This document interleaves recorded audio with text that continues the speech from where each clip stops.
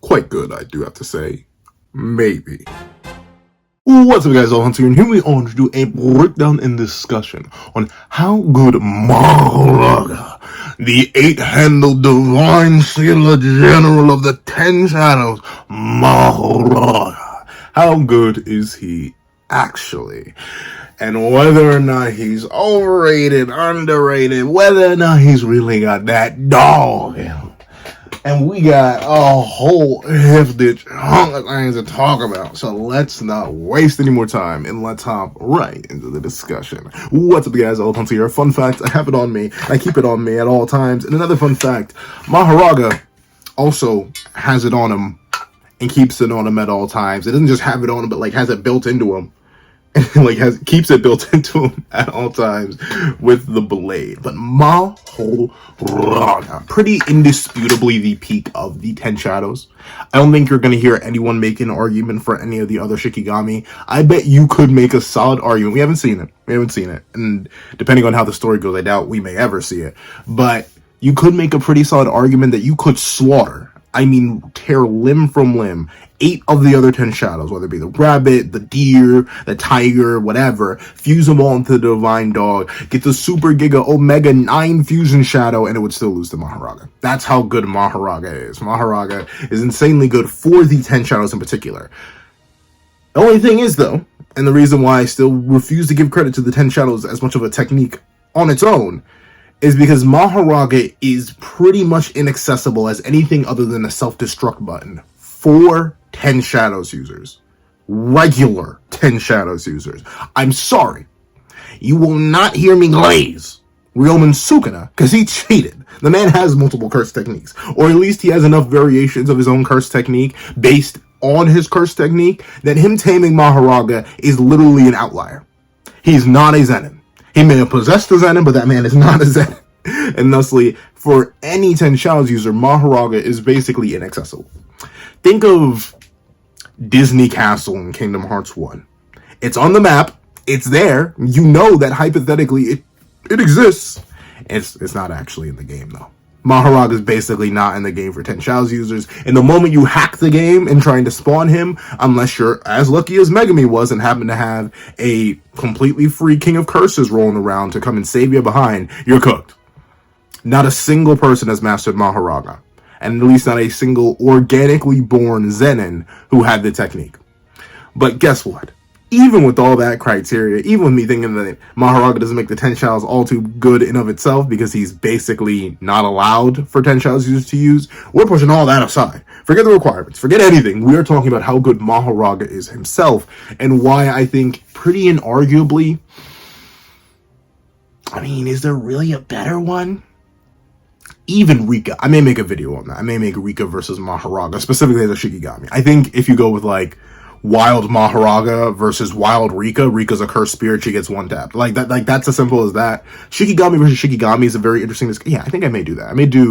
I could do that both in one video. That's an interesting idea. I'll put that one on the chopping block. But with that being the case, we're talking about Mahoraga very specifically as a Shikigami, and one that is presumably not going to attack its user. We'll assume this is very specifically Mahoraga's, not Mahoraga's. I almost said Mahoraga Sukuna. Sukuna's Mahoraga. Very specifically one that is tamed, obedient, and is able to be actually summoned by the user and not just used as a self-destructing nuke button. So, with that being the case, how good is Mahoraga actually? Unfortunately, Mahoraga kind of suffers by 2 tests by fire, and it loses both of them to both of the things it fights. However, we need to remember,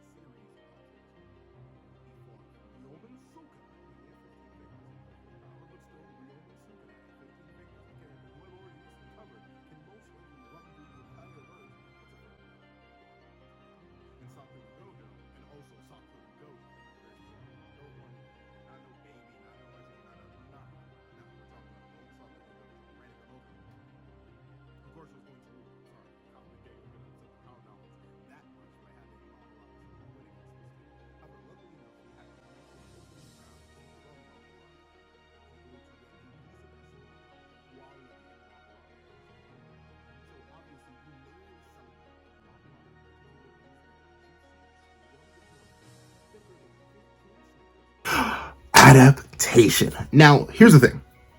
I think Mahoraga's adaptation is good only on Mahoraga. I'll make a whole separate video. I already have that planned. I'm talking about how good Mahoraga's adaptation technique is on its own. But specifically, the ability to adapt to phenomena is great if you're able to survive the phenomena. So the big thing with Mahoraga, right, is that if you were to pluck Mahoraga out of his own series and just plop him in another series, for example, a Seven Deadly Sins, a Dragon Ball, very specifically Dragon Ball, not Z, because I ain't that delusional.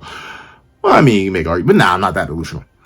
Maybe a Magi, early Magi, once again, not delusional enough to say late series Magi. You do not want to drop Mahoraga in late series Magi. But a big thing that Mahoraga gets a massive benefit from in comparison to a lot of other verses, and why I think Mahoraga is very, very good within his verse, is that not many characters have the keys to the kingdom or the tiers of the kingdom in order to actually get rid of Mahoraga in one shot. Think of your big, hefty, scrumdiddlyumptious top tiers. Your big boys. Obviously, you have Ryomen Sukuna and Satoru Gojo, but I say those are god tiers. They ain't really top tiers. Think of your Kenjakus. Think of your Yuta Okatsus. Think of your Hakari Kinchis. Think of your Maki Zenins, your Toji Zenins, the heavy hitters, even Yuji Itadori, even characters like Mahito and Jogo. These built, well, actually, Jogo's kind of a weird one. Then again, Jogo would also just get one tap. But still, this isn't how strong is Mahoraga, it's how good is Mahoraga, though his strength will come into a factor of that. But the thing with Mahoraga's adaptation, the reason it gets such a heavy boon, and why I think it's fantastic within the verse of JJK, is that there are very few characters who will very immediately open up with their one big attack that has a possibility of actually one-shotting Mahoraga. And I say possibility because it seems like you need massive amounts of destruction. Notably, the only two things we've seen actively 100% beat Mahoraga on panel are a unrestricted hollow purple that nearly vaporized 20-finger Ryomen Sukuna and did damage to Satoru Gojo himself, a decent chunk of damage that he had to immediately heal off lest he be cooked, and also a Malevolent Shrine into Flame Arrow combo. You could, outside of Satoru Gojo, I don't think there's a single character in the series who's surviving that Wombo combo. Jogo couldn't survive half the combo, and he's literally fire. So obviously Mahoraga is very, very difficult to get rid of. And thusly, your high tiers like Yuta, who only have things like Sky Manipulation to do extreme damage, not gonna do all too much. A character like Ryu, if he messes around and doesn't do the massive city wiping, or, well, not, that's kind of crazy, the massive building wiping Granite Blast, he starts throwing them little ones, that's going to be a problem. Earl with Sky Manipulation, same thing. Characters like Kuro, same issue. You have so many characters in JJK who have very good, high AP, perfect, even Duraneg attacks. Someone like Maki and Toji, obviously, Inverted Spear of Heaven. We'll talk about that in a little bit in the Mahoraga weakness section. But something like the Soul Split Katana, super duper effective. Maybe Mahoraga would be able to adapt. That's a weird one. That's a weird one, admittedly. But considering Mahoraga is able to adapt to something like Unlimited Void, which is also something that directly targets the soul, it's very likely that even the Soul Split Katana would simply be adapted to, and Mahoraga would be able to pop whatever arm out that he lost. So a lot of top tiers struggle a lot against Mahoraga, very specifically for the adaptation on its own. And the reason the adaptation is so good is not just for the fact that adaptation is a great ability to have, but it's because Mahoraga is extremely, nigh on deceptively tanky. Like weirdly tanky, especially in comparison to a lot of other characters. But only seemingly, somewhat, kind of, maybe. Because the thing is, with Mahoraga, when Sukuna pulls up and is like, oh, that's right, I'm fighting that kid's thing, and throws the dismantle its way, it cleaves straight through Mahoraga. Like, it reaves him. It reaves him. You can read the fight. You can even see it in the anime's recent adaptation. Yeah, Mahoraga gets cleaved straight on through. Or dismantled straight on through. It's not looking good for him. But the thing is, he immediately heals.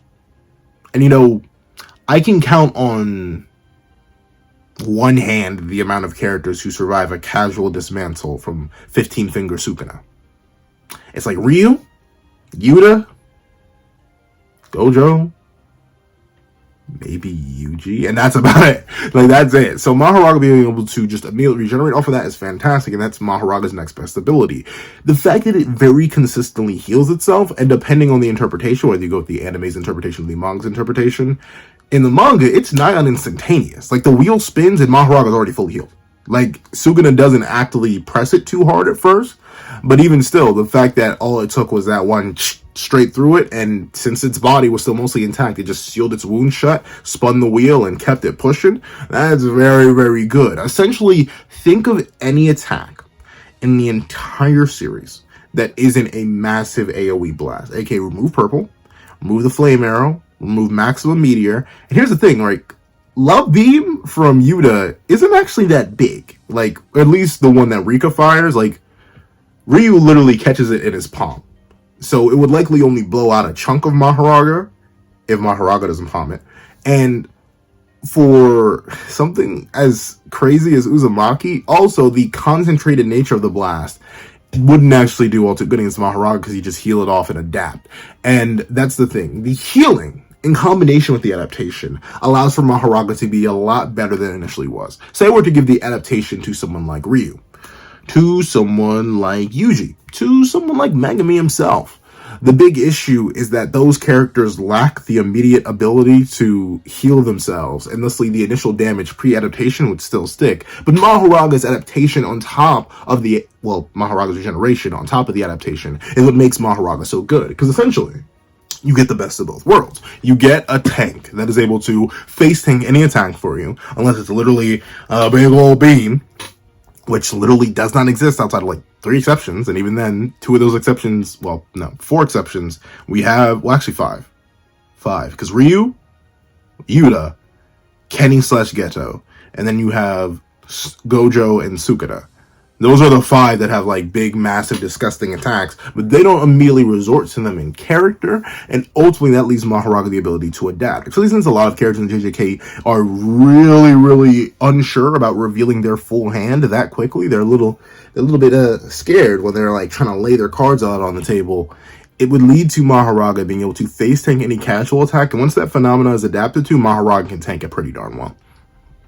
The anime muddles this a bit because you see Mahoraga post the initial adaptation to Dismantle still struggle a lot with slashing attacks until Malevolent Shrine, or Makora struggling with, or lack of struggle with, Malevolent Kitchen. But with that being the case, in the manga, it's very quickly established that Sukuna's slashes don't just get adapted in the sense that Mahoraga can now perceive them and immediately counteract them with its own blade swings, but also the fact that Mahoraga just tanks them better. Like, literally the durability or the resistance to Sukuna's cursed energy slashes just raises sharply enough that a slash that would have torn straight through Mahoraga before now only slightly dissects the upper layer of his body. Still bad, don't get me wrong, but still not as bad as it could be, and that's Mahoraga's main trait. Essentially, Mahoraga allows the wielder of it to consistently face tank extra and not have to worry about it. There are a bunch of other Shikigami that face tank pretty well. The rest of the Ten Shadows technique is literally built for face tanking for the most part. Look at your Rabbit Escapes, look at your Max Elephant, heck, look at your Divine Dogs. They're built for that. Look at all of Kenny and Geto's Cursed Spirits. Very built for face tanking. But the thing is, when those things face tank, they usually end up getting thrown into the trash. When Mahoraga face tanks, it adapts and comes back better. And another thing that's super duper good about Mahoraga, and why I think it's such a high quality Shikigami, if you will, that blade. Now, it is coated in a substance that is apparently similar to RCT, but not actually reverse curse technique. Weird, but it's able to one-shot curses of 15-finger Sukuna's caliber. That's what Sukuna verbatim says. One hit from that blade, if he was not a curse king in fleshly form, he'd have been cooked. And once again, Sukuna at 15 fingers has the most curse energy in the series up to this point. There's no arguing it. There's literally no arguing it. Especially if you think, unless you were to make some weird argument for Yuta plus Rika, and like Rika has boundless curse energy, and thusly would never run out, that's the only other exception. For Sukuna, he has the most cursed energy in the entire series. Even if you throw all of that, all 15 fingers straight into a curse of equal power, wouldn't matter. Because that blade would one-tap it. And considering a lot of the highest tier ability wielders in JJK are curses, an RCT blade is fantastic. And the fact that it can switch it up on the fly after realizing that it's not fighting a curse, fantastic as well. Mahoraga kind of has an answer for every situation. And if it doesn't, considering its regeneration is so good, it can recover from dismantles, it's very likely it will get the answer to that adaptation. Well, no, it'll get the adaptation to answer the problem that it was faced with already. So Mahoraga gets the best of two worlds. It gets the ability to face tank for its user, and it also gets the ability to help its user by being more immune to what initially caused the phenomena to damage Mahoraga.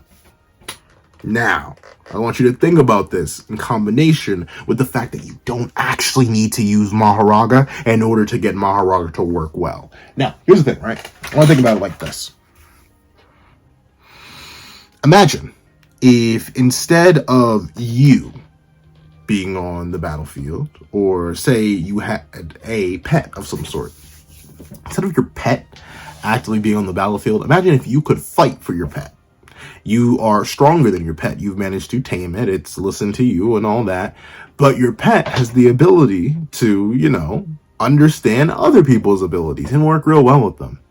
So your little pet here, it's fully capable of learning from the things that you teach it by, experiencing those things. Yeah, Maharaga's the pet. And you don't need to actually use him in order for him to be used optimally. Sure, the big thing with Maharaga's Dharma wheel just casually spinning, rotating above the dome, is that it doesn't necessarily do anything too crazy for the initial user, but the fact that Mahoraga immediately comes out adapted to any phenomena that the wielder themselves has experienced is fantastic. Because essentially you just gain an extra wall. The walling properties of base Mahoraga are fantastic, don't get me wrong. Like I said, fresh out the box, Mahoraga was able to eat, quote unquote, it was able to survive a dismantle, but a pre-prep Mahoraga is even better. Look at Satoru Gojo versus Sukuna. Gojo believed that simply Mahoraga appearing wasn't the worst thing because he could one-shot it with a red. Not too crazy, not too insane for him, even though this is literally a 10 Shadows hunter. Well, it is the hunter of the 10 Shadows, but is built to hunt 6-size users. But the thing is, with the raw abilities that Mahoraga has access to, through the adaptation, all of Gojo's attacks, except for purple, a phenomenon that was not properly adapted to, were basically rendered inert. This half has to do with the fact that Gojo's output was lowered, and it also has heavy fact to do with Mahoraga's sheer tankiness after learning from Big Papa Sukuna. The ability to give Mahoraga the juice, give Mahoraga that drag, through the utilization of its wheel on your own in order to pre-adapt for it, and you essentially just get a better variation of the already walking, not talking tank that is Mahoraga. It's fantastic. And you want to know what the final fantastic thing about Mahoraga is? Even fresh out the box, its general base stats are pretty cracked when you think about it. Remember, Mahoraga being trained by Megami. Just fresh out of the box. Once again, this is the purest Mahoraga ever. It isn't tamed by Megami, it isn't enhanced by any of Megami's abilities, all of that. The raw, fresh out of the box Mahoraga is one of the fastest characters in the series. It's just how it be. It'd be like that when it be like that, especially when it be like that. That Mahoraga is able to tag 15-finger Yuji Body Sukuna. It's hard to argue many characters in the series can remotely do that, outside of like Satoru Gojo and Takabo with Truck-kun. Takabo the Truck-kun amp may go crazy, but outside of that, it's kind of hard to argue that any other combatant kind of gets close to the combat speed that Mahoraga has. Once again, fresh out the box. And notably, it seems like physical stats and speed stats, they don't seem to change with Mahoraga's adaptations. Notably, the only thing that seems to change with Mahoraga is its response to external phenomena. So when you punch Mahoraga in the face, it will now become more resistant to your punches. But when Mahoraga needs to speed up to catch you, its adaptation doesn't seem to kick in. So regular Mahoraga is more than fast enough to kind of just pop up right in front of a 6-size user who perceives things at an infinitesimally slow rate and has more than enough time to do something. It's able to appear, stab Unlimited Void, and leave, all before Gojo can do anything. It's able to appear, grab Satoru Gojo by the chest, tear its chest open, and be chillin'. It's able to tag Satoru Gojo on a couple different occasions. That's all Mahoraga has, was solely base stats. Solely base stats. There are definitely other characters in the series who are bulkier than fresh out of the box Mahoraga. I'm looking at characters like Rika, I'm looking at characters like Yuta, I'm looking at characters like Kenny, I'm looking at characters like Gojo, Sukuna, all that. But still, Mahoraga, thanks to its heavy survivability through its regeneration and adaptation, on top of its insane crazy base stats of speed and its raw attack power, being able to damage Satoru Gojo and admittedly not Ryoben and Sukuna, it's still super duper crazy impressive how good Mahoraga is. And the thing is, right, the hardest thing about Mahoraga is that it is basically a case-by-case basis. I don't think Mahoraga keeps save data from its previous, dare I say, even battles. I don't think it does. I legit do not believe. I think maybe the only case where you get some like save continuity is if you run into a Sukuna and Megami situation where, oh, well, kind of the same person, kind of using the same shadow. Okay, fine, we'll let it rock. That's the only time. The fact that Mahoraga, Big Raga, can come out either fully adapted through utilization of the wheel, partially adapted through utilization of the wheel, or just come out with just crazy base stats is fantastic. Once again, you give any character Mahoraga base stats. Take away the technique. Just give me a character that has the same attack potency and raw speed of Mahoraga and the healing factor, and you basically just get a baby 6-eyes user. Just like straight solo 6-eyes, no limitless. Because it's that fast, it's that strong, it has the ability to get that durable, and essentially any scenario that does not one-shot it, if your kit is not diverse as all get out, and by diverse, I literally mean multiple curse techniques, you ain't really gonna win. Because without that big AoE blast, you're never wiping Maho in one shot, which is what you immediately need to do. And the thing is, if you take your time resorting to that big AoE blast, it's going to end up adapting to your technique before you can actually properly use it. Characters like Earl, once again, stand no chance against Mahoraga. Simply does not have the raw attack size to do anything. A character like Yuta, at least in his current firm variation, does not necessarily have anything to take care of Mahoraga. A character like Ryu may be able to, but would probably, I'd have to take a guess, would probably play himself with the smaller Granite Blast first, which wouldn't erase the big boy Raga. And of course, there are even things as crazy and just, man, I love Takaba, but like, would he beat Mahoraga? How would the adaptation process work there? I have no idea how that one would work out. That is a weird matchup, but all of that is great. But I've been glazing. Insane glazing. Next level glazing. I might as well open a donut shop with how much glaze I've been giving. So Mahoraga has to have some weaknesses, right? And it does. This is where you're going to see me take off a couple points for Mahoraga on its own once I get to the rating section. On its own, with flat durability, with flat stats for the most part, it kind of suffers in a way, in my opinion, the other Shikigami don't suffer. The other Shikigami, when used by a stronger user, directly correlate with its output. You see this with Divine Dogs becoming massive. You see this with, like, Myriad Elephant being Myriad Elephant instead of Max Elephant, or I think in the official translation it is Max Elephant, but it's still much bigger. Like, the freedom and flexibility that comes from higher output does not apply to Mahoraga. Even though you can tell Sukuna has clearly tamed Mahoraga before their battle, ultimately, despite him summoning it all nice and fancy with the full ritual and everything, it does not come with anything else. Nothing all too extra on top of that. And with that being the case, it kind of leaves Mahoraga in a little bit of a lacking spot when it comes to dealing with things like that. And the next big issue that Mahoraga is going to end up running into is the fact that he still is a technique. Like, no matter how good Mahoraga is still fundamentally and archetypically a technique.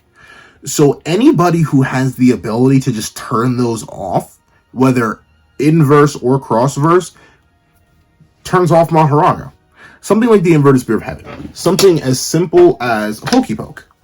Like that. If it were to make proper contact with Mahoraga, would immediately turn it off. Unfortunately, unlike certain curses, and unlike obviously all the sorcerers, Mahoraga does not benefit from real autonomy. Even presumably, and this may just be straight headcanon because we don't get to see it, we don't know how the two interact, but even presumably, the ritual is part of the curse technique, which is something that would be shut down if you were to Pokey Poke Mahoraga. So even something along the lines of, well, I don't know, the inverted spear of heaven, or angel's technique, or hypothetically the demon king's power for something like Seven Sins, if Mahoraga were to attempt to make contact with any of those, would most likely insta-turn itself off. And that's a big thing. Notably, this isn't the worst thing, because once again, power nullification is quite rare within Jujutsu Kaisen. Only 2 characters in the entire series have direct power null. Domains have general power null, in the sense that they buff the domain user and also have sure hit effects most of the time.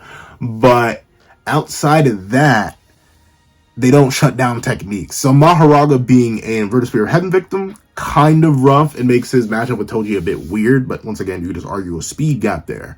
And the same thing for something like Angel as a matchup, who would just open up any sort of holy light or any ability to turn off techniques, and then Mahoraga would go from to and then immediately atomize. So that's another big issue with Mahoraga. Another issue with Mahoraga is that, like, its adaptations don't really increase its stats all too much outside of durability. Now, you may be wondering, Pencil, why does this matter? Because this, obviously, it's one of the bulkiest things in the series, right? Like, in the long run, it's not only one of the bulkiest, it also hits hard, being able to damage Satoru Gojo, and it's really, really fast. Why does it truly matter? It's because if the opponent, as we see in the Satoru fight, if the opponent is fast enough to avoid Mahoraga's hits, even in a dual combo scenario, Mahoraga kind of becomes useless. Because if its speed isn't enough, it doesn't have any ranged attacks. The anime changes this. It has Mahoraga like, whoop, it hops a loogie. That's what it does in the anime. But very specifically in the manga, Mahoraga kind of has no range. Like, outside of the range of its, like, pole arm, which is its sword, and its own body. And that's why we see someone like Satoru Gojo being able to kind of just style on it repeatedly. And notably, I know a lot of people are going to bring up, well, Mahoraga technically got Space Slash from the Gojo versus Sukuna fight. But once again, all the data seems to somewhat reset, maybe. At least there seems to be a lack of continuity across consistent users. Every single user of the 10 Shadows gets a fresh Mahoraga. So maybe you could argue Sukuna Mahoraga, if you were to rip that one, would have access to the Spatial Slash, which does give it good range. But outside of that, Mahoraga on its own really doesn't have the best of range. If you're not able to set up or protect Mahoraga, it can get cooked. And speaking of Mahoraga getting cooked, the praise I gave it for being able to do pre-adaptation through the wheel above the head is a double-edged sword. Because it belies that Mahoraga overall isn't actually that powerful relative to the God tiers. It's powerful enough that Satoru actively acknowledges it as worthy in the battle between him and Sukuna. But outside of that, I mean, Mahoraga's kind of not really doing all too good without the ability to adapt better stats. Because what happens when you take Mahoraga cross-first? What happens if you pull up Mahoraga in a world where people's resort dessert. The resort dessert literally is just opening up with big, massive AoE attacks.